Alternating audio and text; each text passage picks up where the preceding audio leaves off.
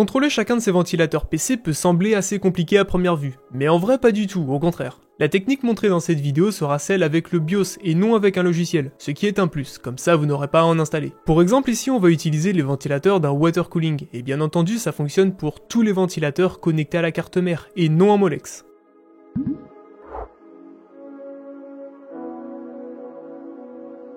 Si vous êtes déjà sur votre bureau, maintenez la touche Shift enfoncée tout en cliquant sur Redémarrer. Vous devriez tomber sur un écran bleu, cliquez sur Dépannage, Options avancées et changez les paramètres du microprogramme UEFI, puis redémarrer. Votre PC va redémarrer pour charger le BIOS automatiquement. Ou sinon, si votre PC était éteint, allumez-le et spammez la touche pour accéder au BIOS. Sur les cartes mères Asus dans Monitor, il y a une option QFan Tuning qui permet d'analyser automatiquement tous vos ventilateurs PC et de les régler automatiquement. Ça c'est pour ceux qui ne veulent pas se prendre la tête, ça peut être une bonne alternative. Mais nous, ce qui nous intéresse, c'est de les régler manuellement. Allez tout simplement dans QFan Control tout en haut ou en appuyant sur F6. La manip est assez similaire pour les cartes en TUF, si vous êtes en S-Mode, c'est juste en bas. Et dans un mode avancé, c'est la même manip que pour les ROG. Chez Aorus, ça porte le nom de SmartFan, et chez MSI, elle est dans Hardware Monitor. Par défaut, deux modes sont présents. PWM, qui est l'acronyme de Pulse Width Modulation, ou modulation de largeur d'impulsion en français, c'est des ventilos qui se régulent automatiquement en fonction de la chaleur de votre PC ou processeur. Mais nous on va vouloir être encore plus précis dans le paramétrage du PWM. Et il y a l'autre, DC, Direct Current, qui est contrôlé par la tension appliquée.